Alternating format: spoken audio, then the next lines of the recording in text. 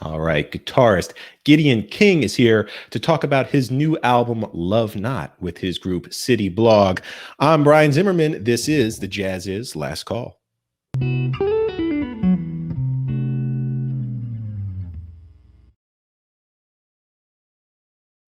Okay, and before we get started, as always, just wanted to let you know about a new album on ECM Records. This one, you can't really see it, but it is by the guitarist John Scofield. It is called Swallow Tales.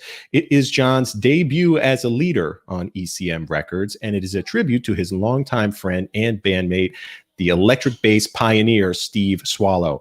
Steve is also on this album. He's in this group in addition to Bill Stewart on drums. It's a fabulous CD, recorded old school, as they say, just three musicians sitting in a circle, getting it done, 1-2 takes. If you're a fan of John Scofield's, and our guest today certainly is, you're going to want to check this out at ecmrecords.com. Wanted to also let you know about our latest issue, our current issue. It is the summer 2020 issue, and it is on sale now, on newsstands now. It has already been mailed to subscribers, and it's all about fusion, as you could see, the age of fusion. We've got a wide-ranging conversation with Chick Corea in there. That is our cover story. You know, all of the content from this issue, if you missed it, is available on our website, jazziz.com. Now, you will need a digital subscription to read those stories, and fortunately, we're offering a special subscription rate for Jazziz Last Call viewers. For just 99 cents per month for 3 months, you can unlock unlimited digital access to this print issue and previous print issues as web articles. Plus, we'll enroll you to receive a complimentary print issue come fall. Our fall 2020 issue is coming out in September. It is all about the art of the album, listening to albums, producing albums, collecting albums, album cover art. And like I say, you sign up for your digital subscription now. You get all the articles from our Fusion issue and a complimentary print issue come September.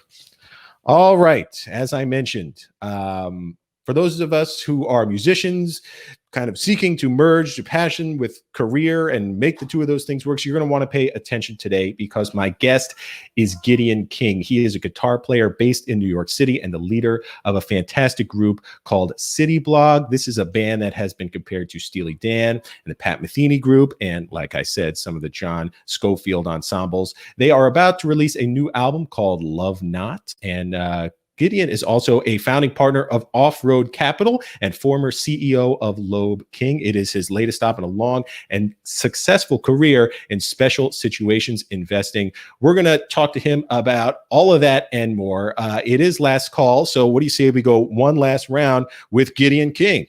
Gideon, are you there? I'm here. I'm here for you. All right, man. Appreciate that. The shades are on. He's got the guitar. Absolutely looking the part, man. Hey, as our viewers know, first thing we do on the last call is give a toast to someone, something, some place, some idea. So, Gideon, who, what, where, when, why, how are we honoring with this glass?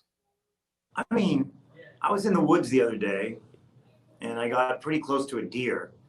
And sat down with it for a while, and it didn't run away. So maybe we could just toast that deer. What do you think? That sounds great, man. Here's to the deer. Cheers. And to nature. Cheers to the deer. Cheers to the deer. Yeah, that's my next CD. I like it.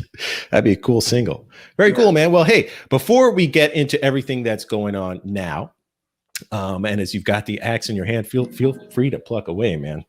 Show us those chords, those beautiful Steely Dan chords. We can get into your upbringing, because I understand you were born into an incredibly musical family. Is that the case? It's true. I was born in New York City, born and raised in New York City. And so I'm 5 years younger than my older brother. Okay. And Johnny King is a phenomenal jazz piano player. I don't know that I call him a straight ahead jazz piano player, but he's just a phenomenal jazz piano player. And so when I was 5 and 6 years old, I would literally go to sleep against this sheetrock wall. And then on the other side of the sheetrock wall was his upright Baldwin piano. Yeah. And he would be just doing his best impressions of McCoy and Bill Evans and tearing it up. And you know, by the time he was in his 20s, he was touring with Josh Redman and Christian McBride, and had a number of CDs out, and was playing with Steve Wilson and Ira Coleman and all these great players. So I was introduced to this sort of the flowetry. I just heard that word yesterday, so I thought I'd I dig it. Yeah. I have no original thoughts. I just hear what other people say and blindly repeat it like a total schmuck. So I was introduced to the flowetry of jazz at a young age, and the phrasing and the open architecture of it and the discipline of it in certain ways. All right, and Gideon, before we get into all the stuff you've got going on now, I want to ask about your origins, the very beginning, because I understand you were born into a very, very musical family, yes? Yes, true. So my brother, who's 5 years older, Johnny, was what I would describe as a prodigy, actually, jazz piano player. So when I was 5 and 10 and 12 and 13, before he went away to school, I would go to sleep and my head would be kind of pushed up against some sheetrock.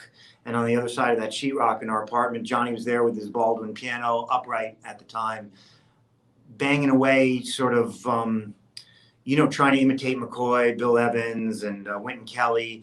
And I was really introduced to the open architecture of jazz and how it flows, the flowetry of it, if you will. That's a word I learned yesterday, so I'm whipping it out. I dig it, man. I dig it. And so, yeah, I just sort of, I don't think that I would have any feel for or even appreciation of the flowing nature of playing jazz and writing music if it weren't for my bro, Johnny. So maybe we should have cheers Johnny, not the deer, but too late, I guess, for that. I guess so. We could fit them both in. I'll drink to Johnny. Cool, man. So when did the guitar enter the picture for you? So I guess, I don't know, maybe when I was 6, 7, 8, 9, there was a piece of shit guitar lying around our apartment because Johnny played a little guitar. Okay. And I got started just sort of playing lines and trying to imitate what I was hearing off Those of Tal Farlow lines, that bebop sort of stuff. off, Yeah. so, sort of hearing what I was hearing off of Johnny's right hand. Yeah. And then in the background, my sisters, who were sort of, I guess, pseudo hippies, were hippie wannabes. Were listening to Crosby, Stills and Nash and Jim Morrison and Richie Havens, and so I was like, and getting that stuff down, and it just, I started to truly just teach myself, and so. And then I called my mother one day and said, "Will you buy me a nicer guitar?" And she said no. So I stayed with that guitar for a while, but then ultimately coaxed the powers that be into buying me a better guitar, and then fell in love with guitars over the years, and now I have a whole bunch of guitars. Yeah, and speaking of good guitars, that looks like a pretty sexy one there in your lap. What are you playing on? I don't usually play vintage guitars. Honestly, people have an obsession. Usually a lot of people who don't play guitars actually have an obsession with vintage guitars. Sort of the way very wealthy people buy art without actually truly loving it. They buy sort of these vintage guitars that sound and play like crap. But there are also a lot of vintage guitars that play amazingly well. So this particular one is an Epiphone. It's from 1947. You can see it's an arch top. Yeah. And it has this sort of, it sort of has this twangy kind of 40s, 50s sound it's very engaging to play. So I'm in Ohio right now because I had to come to Ohio for a trip, and I thought I'd bring this one. So yeah, this is not usually what I play. I usually play some luthier-made guitars, but this is just a very special guitar that I recently bought that I've sort of fallen in love with. I like it. Yeah, those Epiphones had some pretty good sound back then. There's a shoulder of the bass you could see behind me. That is also an Epiphone from back in the 50s, and making some quality stuff. And there's kind of a cult following around it. But yeah, man. There is, yeah.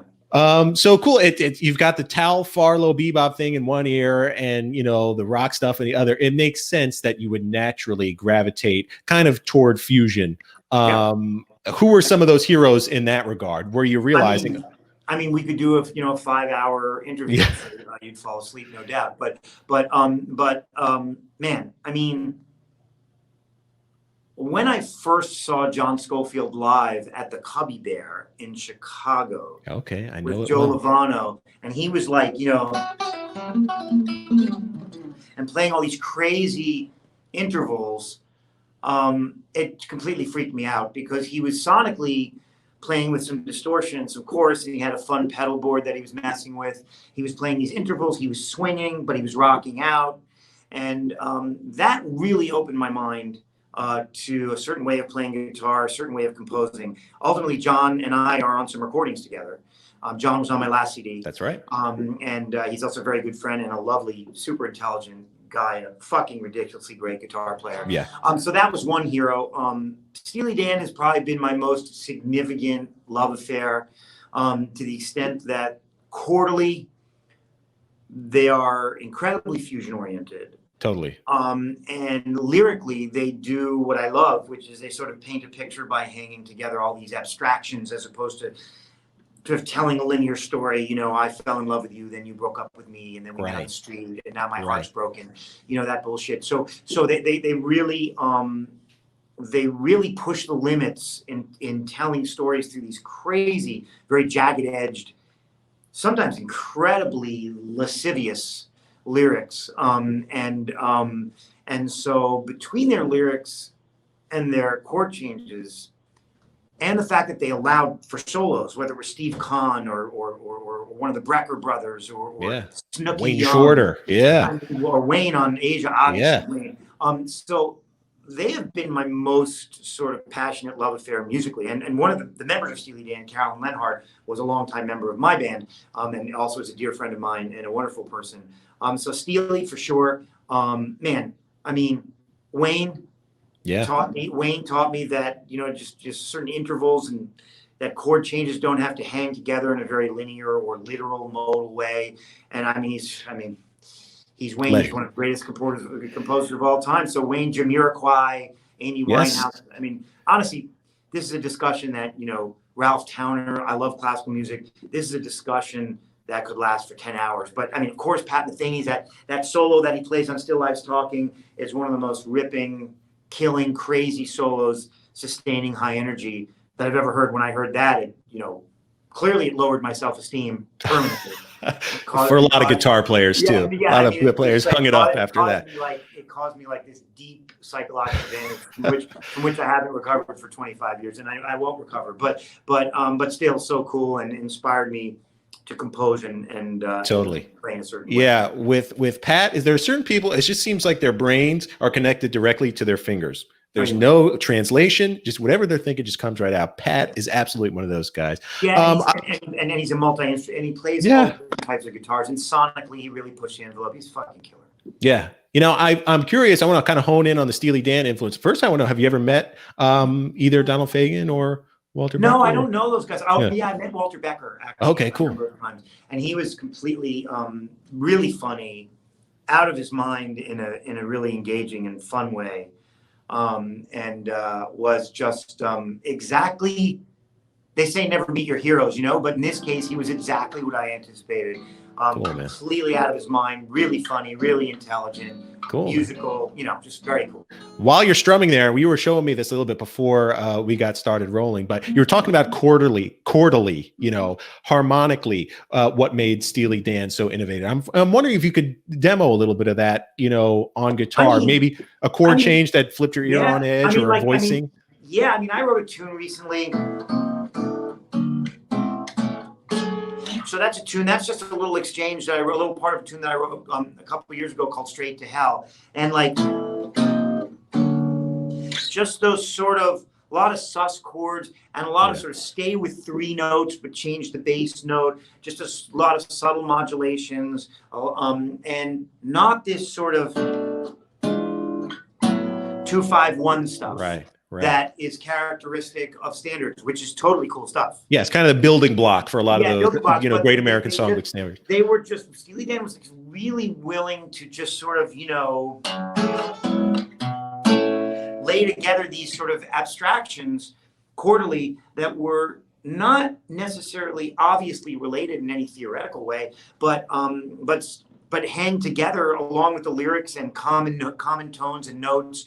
That was just really interesting and open-minded and new, and very freeing for me, because I wasn't actually formally trained. I did ultimately take some lessons from some great guitar players in New York City, but I completely taught myself. So on the one hand, the bad news is I taught myself, and the good news is that I taught myself. Right. And so I really hooked into sort of this anything goes as long as it works type vibe. I And look Steely at Dan. Wes Montgomery, a guy taught Yeah. himself too. You Oh know, yeah. Well, a plays thumb. You know. with the Yeah. thumb. It's like, Yeah, yeah. all that. I think that a lot of that came from being self-taught. Is Oh, hell there's yeah. nobody has a sound like Wes because of that thumb thing. You And know, the tone. and the tone. You know, Great. so And I do absolutely play. I don't play with a pick. nice. You get so much more personality that way, so much more texture. Not that there's anything wrong with playing with a pick, obviously. Yeah, no, there's and you get some really cool intervals and stuff like that. You lose out on some things. It's a compromise for sure. Yeah, But, yeah. you know, yeah. Totally. You brought me back to a place I remember fondly. That would be the Cubby Bear. That's because you and I have something in common. We both attended Northwestern University. I didn't graduate. I was a poor student. How did you do? I did terribly. I didn't graduate. I was for a master's.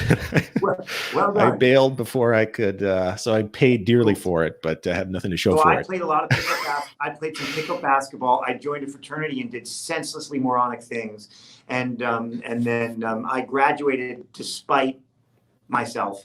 And yeah, very nice. And that was that. Now, were you playing? Were you in groups the whole time? Yeah. Or? Okay. Yeah, I played. Yeah, I had a band called Left English, and I had another guitar player that Left English, as in pool shot. Pool. Oh, I played a lot of pool during college. That's probably why I didn't. Yeah. That's all I did. Yeah. Education was like this tertiary abstraction on the side. Right. Yeah, played all through college, played in bands, Yeah. and loved it. So it was incredibly fun. It's all very nice. Yeah, and you studied English at college. I was an English major. Just I like also took some philosophy courses. Yeah, but English. Did you ever? Now, was there a point at all, during your childhood, where you thought, I may want to go the professional music, study music, go to music school, any of that? Yeah, I thought of becoming a musician, but I also thought of becoming a criminal lawyer. I thought of winning the lottery. I thought of doing nothing. I thought of I had, all kinds of fantasies, and only ended up sort of uncontrollably being thrust into the business world by a meeting with a guy in a park. I was playing pickup basketball. Okay. And I just said, "That's a cool watch." And he was like this cheesy, hairy-chested dude.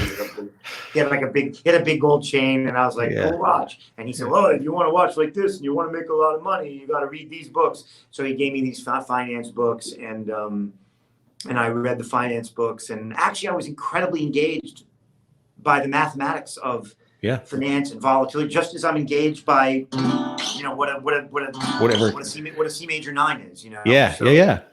It's all the same. It's kind of the same part of the brain, for sure. Yeah. Okay. Yeah, it is. Yeah. Very cool. So then I ended up getting like a job, a terribly not very remunerative job on Wall Street, and ended up working on Wall Street, and of course always playing on the side. Yeah. And that's a lot of our listeners and viewers, we've got day jobs, but we love the music, and we play, and we just want to be on the scene. So, you're doing it, and you're doing it big, man. The new album is awesome. So tell me about when you started the group City Blog.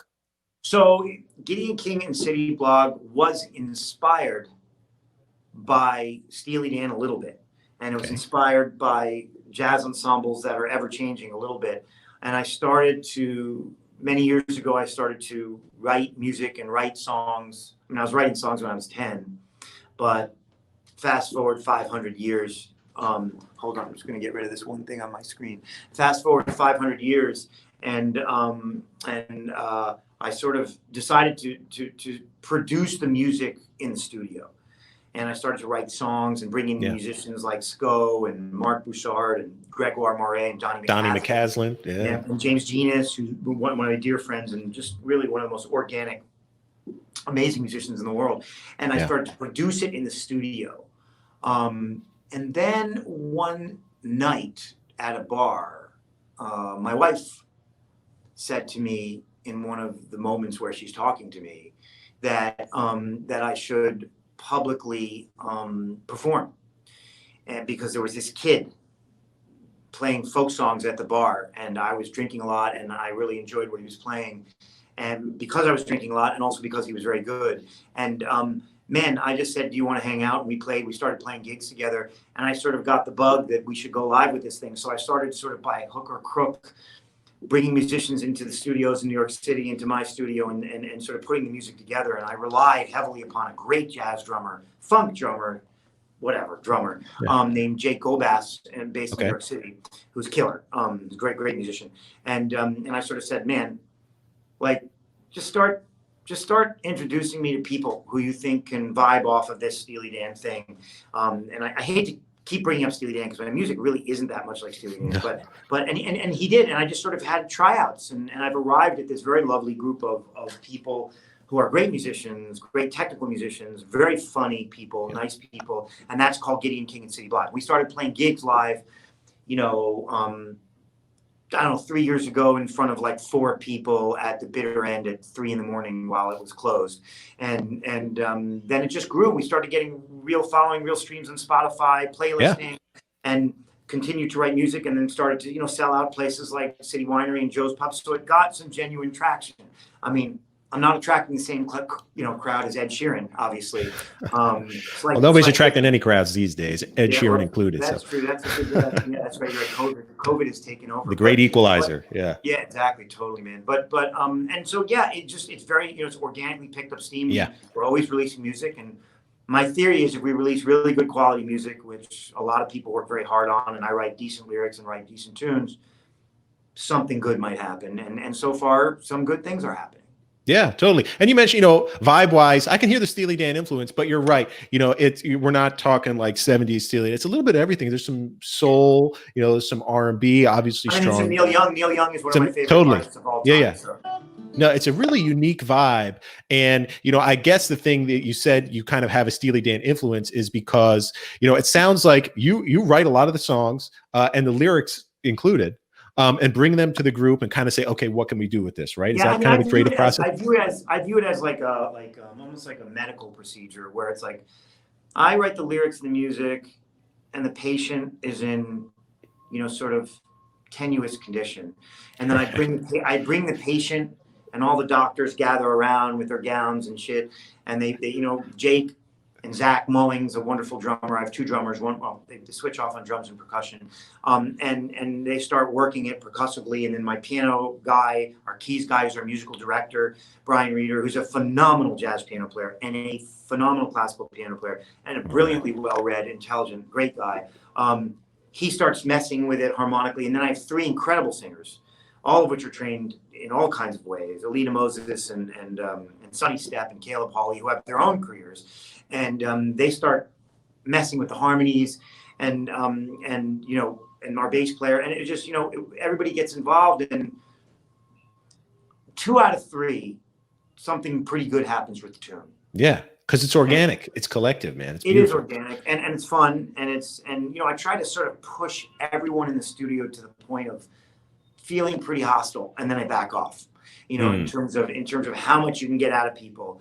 But it really works, you know, and it's best because these people do a lot of taking away, meaning they remove a lot of the excess fat in what I'm writing. Right. And yeah, as an English major, you know, that's the best way to get to the, you know, final product. You trim away the fat. Your ego is just, egos are too pathetic to edit themselves. You need other people around who can be honest with you to tell you, like, hey, fuck off. Like, this tune's too long and this part's boring. Like, if you can't listen to that, you're kind of doomed, you know? Yeah, no, it's so true, man. But as a songwriter, you've got chops, man. I mean, you've got that one track from the album, the same name, Upscale Madhouse, which is, you know, one of the best descriptors of New York City I've heard in a long time. And so I'm curious, we talked about your musical heroes. I would love to hear about your songwriting heroes and people you maybe try to model yourself after or draw a lot of influence from. Listen to Neil Young's lyrics. Yeah. Listen to Old Man. Listen to Expecting to Fly. I mean, I don't know if it's an exaggeration to say that he's a poet or that has extraordinary literary merit. Yeah. Some purists may say that. Some purists may say that Bob Dylan didn't deserve a Nobel Prize or the literary prize that he won. I would have thought hear that from me. I don't agree with that. And so I would say that Neil Young's lyrics are incredibly ethereal and beautiful. Bob Dylan is like John Coltrane with lyrics. It's just, he can't get it all out. You know what I mean? Yeah. It's so intense. And so Bob Dylan, Neil Young, you know, we just covered the tune Helplessly Hoping and we're going to release that next after this EP, which was just released, Love Not, Yep. by Crosby, Stills, Nash Young. I've never published a cover before, but the lyrics wow. are Helplessly Hoping. I don't know, man. You should check them out. I can't imagine. It's like a little lyrical jewel box of a tune. It's mind-blowingly beautiful. So I decided to cover that, and I actually think we paid appropriate respects to the tune. We did something slightly different, but not too much. And I actually think it came out great. So I'm psyched to release that. So for sure, Neil Young, for sure, Bob Dylan, without a doubt, Amy Winehouse, Love, Dave Mason. I mean, Jimi Hendrix's lyrics were great. There's so many songwriters who, James McMurtry, killer. There's just literally millions of them who write good lyrics. I will say though now, and I don't know if this is because I'm older or something, and I'm just one of these fuddy-duddies, but I do think lyrics in general suck now. I don't know. There are good lyricists out there. Yeah. But what you could get a hit out of something with truly beautiful lyrics along. Absolutely. I don't know if you can get a top. I mean, honestly, listen to the tune "Lying Eyes" by the Eagles, and listen to those lyrics. Can you tease out a gem for us to jog our memory? My oh my, she sure knows how to arrange things. About this woman who gets involved with this really, this wealthy man, and or the Crosby, Stills, Nash lyric, "Confusion has its cost." I mean, it's endless, and you just, man, I'm not hearing that nowadays. It's almost like we're post-lyrical. And it's sort of like the lyrics are just sort of a way to catch people's attention and no more. It's kind of right, just kind of things to fit into a hook or a melody. Yeah, man, and it's not very labor intensive, and it's really off-putting. Yeah. But maybe I'm just old. Could be. I don't know. It's. But you're right. I mean, you wouldn't necessarily hear something like a Leonard Cohen, or a Bob Dylan, where really or the focus, even like U2 and like Bono, all those things he said, "Let me in the sound," or "Stop helping God across the street." You're so simple, but they're so profound. They're profound and beautiful. Or in "Lying Eyes," she's heading for the cheating side of town, man. Yeah, and that's, to me, it's like the best lyrics are the ones that it artist sounds like they dug them up from like under some archaeological site and found them. They were preordained, and that's like everything. I'm a huge Dylan head, This is by my side at all times, and that's everything he wrote. Yeah, it's like he almost didn't have control. So songwriters that are still trying to for that. As pretentious as it sounds, probably is pretentious, but fuck it. As pretentious as it sounds, songwriters who are trying to thread something poetic into their music. Yeah. And now I don't know, man. It's kind of depressing lyrically out there. Well, your stuff is out there, and it is some very hip stuff. Love Not is available now. Yes. Oh yeah, Love Not is out. It's an EP. It's an EP. It's 3 tunes: Love Not, Go Along to Get Along, and Cliff. And so it's doing great. And yeah, man, it's out. Love Not's cool because I'm a sucker for duets like Barry Gibb and Barbra Streisand, and that duet between Sheryl Crow and Kid Rock. I love duets. Okay. And so I wrote Love Not as a duet, and it's sung by 2 of our singers. And duets get me. I'm like a sucker. I'll go to Barbra Streisand and Madison Square Garden and cry and stuff. Oh yeah, I'm right there with you, man. Well, it's because you get the harmony, you get the interaction, but it's on a small enough scale. It's not dispersed across a group, or a chorus. So, you get everything about communal singing and, that musical interaction, but it's so condensed, so I agree. And it's 2 human beings. It's 2 human beings. Yeah. Exchanging phrases, which actually happens in real life. Right. Yeah. No, I dig you. It used to happen. I don't know if it happens anymore. Yeah. Cool. And you several other albums out right now on the streaming services. But yeah, we have City Blog. We have that was my first album.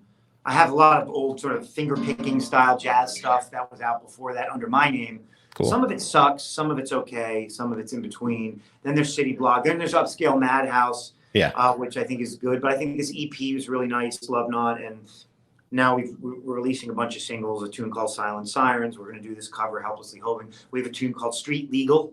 That's just an expression I love. Street Legal. And so a Bob Dylan album. Yeah, a little bit. Well, that's right. I guess I have to do some IP check. So yeah, he released that album. Of course, he got panned for that album, man. I know. he got the worst reviews ever for that album. So yeah, so we're just constantly releasing music. What else are you gonna do, right? Like, Yeah, man. Exactly. You got the videos out as well, which are very cool. People should check those out on your YouTube page. And if people wanted to follow along, learn more, again, where's the best place for them to do that? Website or Instagram? Instagram is a constant, unrelenting tidal wave of self-promotion, and I've joined. And I've joined in. So fuck it. Check out the Instagram page. Right on, man. Hey, we're gonna get in some call and response here. I got to thank a sponsor real quick, and that would be Blue Sound, an award-winning wireless high-res sound system that lets you play music in any and every room throughout your home. You choose music from your favorite streaming service or from a music library connected to your home network. Control where, at what volume, and when the music plays with a free Blue OS app for your smartphone, tablet, or desktop computer. And that's it, getting the kind of crisp and detailed sound that only an audiophile-grade system can deliver, and that Gideon King and City Blog sounds great on, has never been easier. You can learn more about them on our website, jazziz.com, where we have put together a Blue Sound buyer's guide, or at bluesound.com. All right, Gideon. Hey, man. So call and response is the thing we do. It's just kind of the quick hit questions. You know, I throw some at you, and we just wrap real quick at the end here. Okay, so you mentioned this is not your usual traveling acts. What is in your favorite guitar to play? I would say it's a semi-hollow body that was built by a luthier in Carolina named John Buscarino, who's a wonderful luthier and wonderful guy. Shout out to John. Very nice. Impossible to pick, your favorite Steely Dan album. Ooh. But if you had to, you had to have one track on repeat all day throughout your house, which one would it be? Black Cow. Okay. Right on, man. That is a great one. How about this? What is the first album you ever bought? Everybody remembers this. You ever bought with your own money? Oh, so bought, not shoplifted, bought. We can do either way. I think there's a statute of limitations. So. No, I prefer actually paying dollars for what I own. That's right.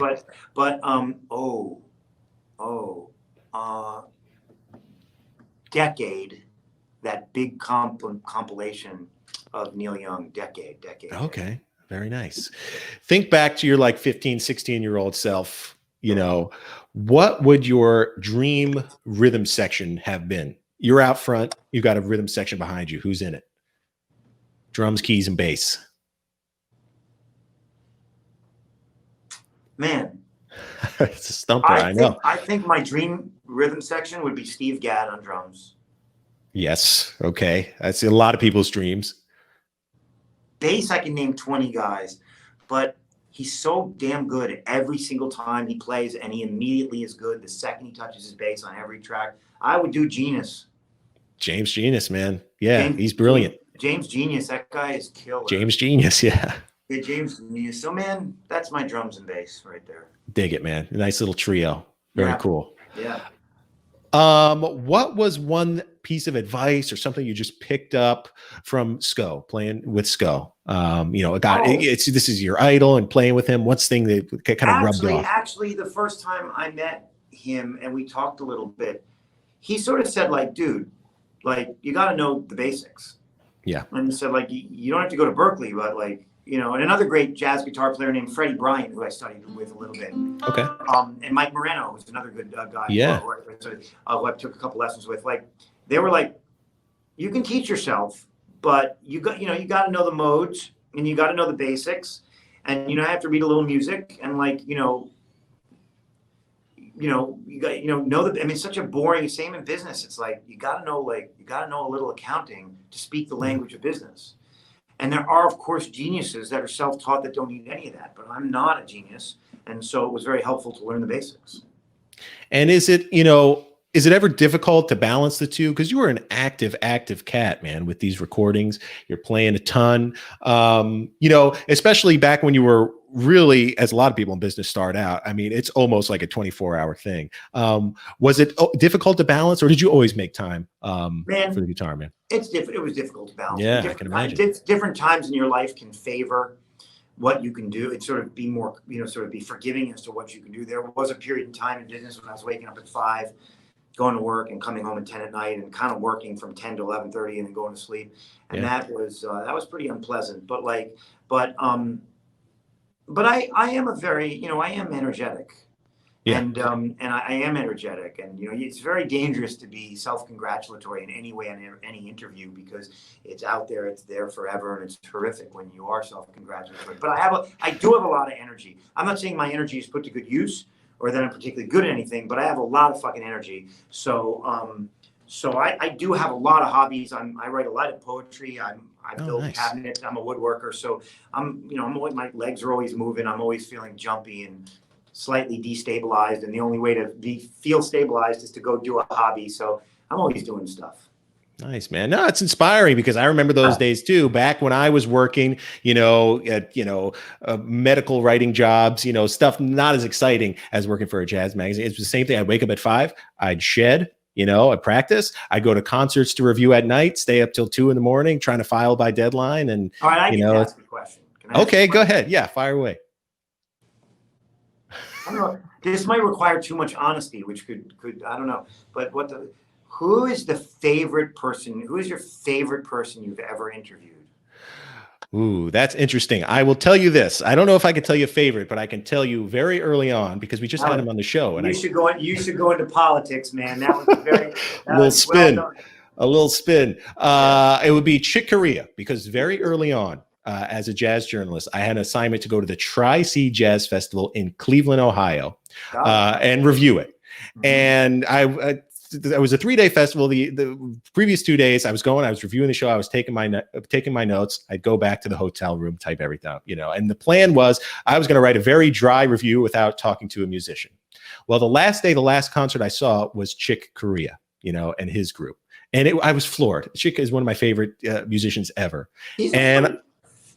I said, I need to talk to one person. I'm going to try. I was a pipsqueak jazz journalist. I hadn't talked to anybody. I, went backstage, asked, hey, I'm a writer. Can I talk with Chick? I was a nobody, really. Nobody ever heard of me. People were shooing me away. Nah, it's a Chick's busy. And Chick came back from outside. He said, no, it's cool. Let him back. We'll talk. We'll rap. So I'll share with you 10 seconds on Chick. I saw him recently play, and then I've been watching during the COVID madness.